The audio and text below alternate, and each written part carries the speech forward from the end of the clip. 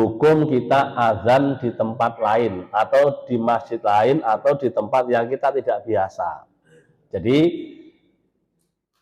etikanya Bapak Ibu dirahmati Allah, hukum asalnya itu kalau kita mampir di satu masjid kemudian belum azan, kita nggak boleh azan, hukum asal.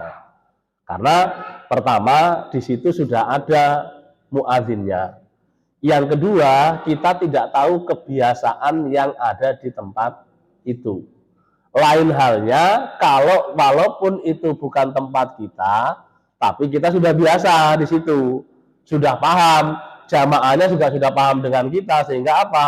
Ketika kita azan itu satu sesuai dengan kebiasaan, yang kedua mereka juga sudah paham kita. Oh, sengajan kayak itu berarti yang azan lek paiman, walaupun bukan arah situ. Nah, ini etikanya begitu.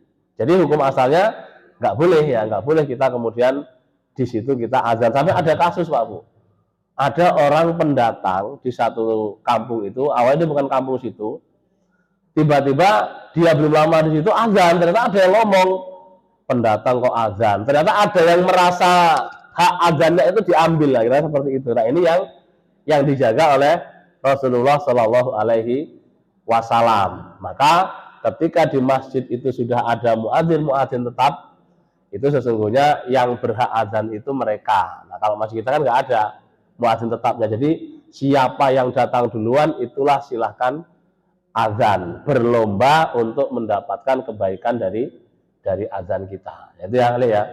Jadi hukum asalnya nggak boleh, tapi lihat kondisi situasi di wilayah kita mampir itu. Jadi kalau kita nggak pernah di situ, nggak tahu, tiba-tiba kok datang azan, walaupun kayaknya masa nggak boleh sih azan, kita menyerukan waktu sholat, bukan masalah boleh nggak bolehnya, tapi etikanya itu yang dijaga oleh Rasulullah Shallallahu Alaihi Wasallam. Jangan-jangan kita azan jam 3, kebiasaan di situ azannya setengah 4. Nah ini masalah nanti. Kayak jadi sopo sing azan kok sembrono. Karena kita nggak tahu kebiasaan itu.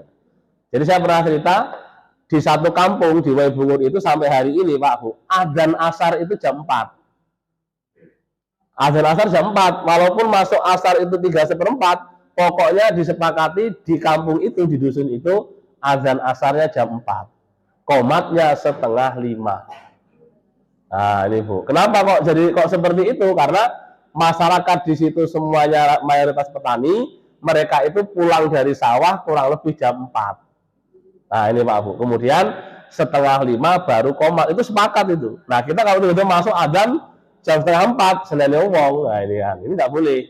Nah ini contoh ya, contoh satu kebiasaan. Jadi apakah itu termasuk mengundur-undur waktu sholat? Tidak juga dikatakan itu. Kenapa? Waktunya masih dalam kondisi stabil. Nah, stabil ya, sehingga dia karena kebiasaannya begitu, masyarakatnya bisanya itu, yang penting jangan, kalau gitu adanya kita undur 5:30, komatnya jam 6 ya, masih sholat asar nanti ya. Nah ini sudah terlalu ya, menjauh dari waktu sholat. Itu ya, Ale ya, terima kasih.